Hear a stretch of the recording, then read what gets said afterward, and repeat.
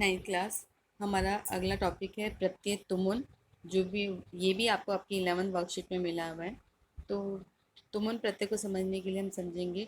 प्रत्यय तो हमने आपको बताया कि जो शब्दांश धातु से अंत में लग करके उसके रूप को थोड़ा परिवर्तित कर देती हैं, उसे हम प्रत्यय कहते हैं।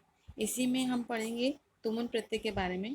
अब हम देखेंगे तुमुन प्रत्यय जुड़ने के बाद उसके अर्थ में और उसके रूप में क्या परिवर्तन होता है। तुमुन प्रत्यय लगने के बाद धातु का अर्थ के लिए के प्रयोग में होता है। अब थोड़े एग्जाम्पल देखते हैं आपके। पहले हम नियम देखते हैं। तुमुन प्रत्यय का प्रयोग करते समय तुमुन का सिर्फ तुम शेष रहता है, ठीक है। केवल अंत में तुम लग जाएगा। सबसे अच्छा पहचान उसकी यही है कि धातु के अंत में तुम लग जाता है। शेष नियम आपके त्वा प्रत्यय की तरह ही है।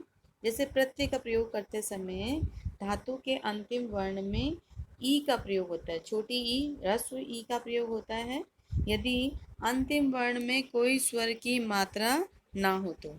जैसे दो धातु मान लीजिए पट है, पट में अंत में हलंत लगा हुआ है ठ के नीचे, इसका मतलब उसमें कोई भी स्वर का प्रयोग नहीं हुआ है। तो जब हम उसमें तुमुन जोड़ेंगे तो ठ पे छोटी ई की मात्रा आ जाएगी, पठी बन जाएगा और उसके बाद उसमें तुम जुड़ जाएगा, पठितो। और इसके कुछ नियम है, विशिष्ट नियम। देखिए नियम नंबर तीसरा क्या कहता है कि यदि धातु का अंतिम वर्ण म या न हो तो वह अनुस्वार म या न में परिवर्तित हो जाएगा। यदि धातु के अंत में म आ रहा है या न आ रहा है तो वो अनुस्वार यानी जो बिंदी आप लगाते हैं ऊपर उसी को हम अनुस्वार कहते हैं, उसमें परिवर्तित हो जाता है और शेष वर्ग में ई का प्रयोग नहीं होता। यदि धातु का अंतिम अगला अगला 4 नंबर का पॉइंट देखिए। यदि धातु का अंतिम वर्ण म या न समान वर्ण से हो तो म या न का प्रयोग लोप नहीं होता। म या न ही हो अंत में और वह उसी वर्ग में से हो, यानी म किस वर्ग में आता है, प फ ब भ म में आता है और त थ द ध न में न आता है।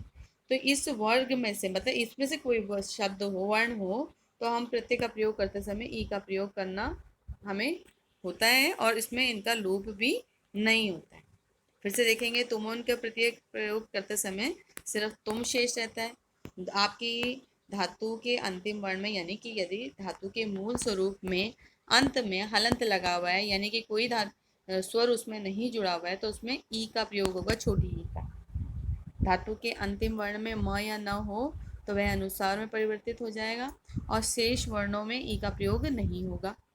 और यदि म या न वर्ग का ही कोई वर्ण हो, जैसे म वर्ग कौन सा हो गया, प फ ब भ म, और न वर्ग कौन सा हो गया, त थ द ध न। यदि इनमें से कोई वर्ण हो तो उसका लोप नहीं होगा और प्रत्यय का प्रयोग करते समय ई का प्रयोग करना होता है। अब कुछ एग्जाम्पल्स देख लेते हैं, कुछ उदाहरण देख लेते हैं आपके। ये देखिए धाव और तुमुन, ठीक है। तुमुन का सिर्फ तुम शेष रहेगा और धाव के अंत में देखिए मैंने बताया था कि अगर उसके अंत में हलंत लगा हुआ है तो इसका मतलब ये हो गया बेटा कि उस वर्ण में यानी व में कोई भी स्वर नहीं जुड़ा हुआ है। जब कोई भी स्वर नहीं जुड़ा हुआ है तो हम ई का आगम करेंगे, छोटी वाली ई का। तो धाव पे छोटी ई की मात्रा बनी धावी और तुमुन का क्या जुड़ गया, तुम, बन गया शब्द धावी तुम और इसका अर्थ हो गया दौड़ने के लिए। ऐसे ही अगला वर्ण हो गया चल। चल के अंत में क्या लगा है, हलंत लगा हुआ है यानी इसमें भी कोई स्वर नहीं जुड़ा हुआ है तो चल का क्या बन जाएगा, चली, और तुम उनका जुड़ जाएगा तुम, बन जाएगा चली तुम, चलने के लिए। अगला है हंस। हंस में देखिए अंत में क्या लगा हुआ है, लगा हुआ है ना हलंत, इसका मतलब इसमें भी कोई स्वर नहीं है तो हंस का बन जाएगा हंसी और तुम उनका जुड़ जाएगा तुम और बन गया हंसने के लिए। क्री में देखेंगे, क्री में देखिए बेटा हलंत नहीं है क्योंकि क के नीचे क्या लगी हुई है, री की मात्रा लगी हुई है, इसलिए इसमें जो है ई का आगम नहीं होगा और ये क्या बन जाएगा, तुम बन जाएगा। तुमुन लगने के बाद में तुम बन जाएगा और त जो है ऊपर चली जाएगी, ऊपर आपका बन जाएगा कर्तुम। ये एक विशेष शब्द है जो नियम के अनुसार थोड़ा परिवर्तित होता है। नम, नम में देखिए अंतिम शब्द आ गया म, तो कहा गया था कि म को क्या कर देना, अनुस्वार बना देना है, बिंदी बना देना है और तुम उनका क्या जुड़ जाएगा, तुम। तो बन जाएगा नंतुम। ठीक है, गम, गम में भी अंतिम स्वर म आ गया, तो म का क्या जुड़ेगा बेटा, प फ ब ब म के स्वर में है, तो म जो है अनुस्वार में बदल जाएगा। अनुस्वार में बदल सकते हैं, यहाँ पे न आ जाएगा, बन जाएगा गंतुम, जाने के लिए। भ्रम का बन जाएगा, अंत में म में विसर्ग लग गया, सॉरी हलंत लग गया। हलंत लगने का मतलब ये है उसमें कोई स्वर नहीं जुड़ा हुआ, तो भ्रम में ई का आगम हो जाएगा, यानी भ्रमी, और तुम उनका तुम जुड़ जाएगा, भ्रमितुम, घूमने के लिए। पा, पा के अंत में हलंत नहीं है, यानी कि उसमें क्या लगा हुआ है, स्वर तो लगा हुआ है, तो हमें कुछ नहीं करना, सिर्फ तुम उनका क्या जुड़ जाएगा उसके संग, तुम जुड़ जाएगा, शब्द बन जाएगा पातुम, पीने के लिए।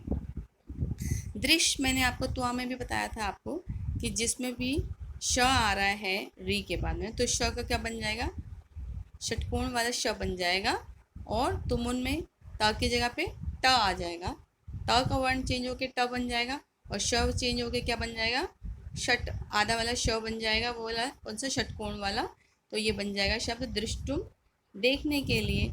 अगला देखिए, अगला बनेगा कृष। कृष में क के नीचे री आई रही है आप लोगों की, तो ये देखिए क्या बन जाएगा, श जो है वो आधा है, हलंत है ना लगा हुआ उसमें, तो बन जाएगा वह कृष, और तुम उनका क्या जुड़ जाएगा, तुम, ता की जगह पे टा बन जाएगा, और ये शब्द बन जाएगा कृष्टुम। कृष्टुम मतलब जोतने के लिए। देखेंगे एक बार, धाव तुम तुमुन, धावितुम, चल जमा तुमुन, चलितुम, हंस जमा तुमुन, हसितुम, कृष जमा तुमुन, कर्तुम, और नम जमा तुमुन, नतुम, गम जमा तुमुन, गंतुम, भ्रम जमा तुमुन, भ्रमितुम, पा जमा तुमुन, पातुम, दृश्य जमा तुमुन, दृष्टुम, कृष जमा तुमुन, कृष्टुम। ठीक है, यहाँ से आपको क्लियर हो गया।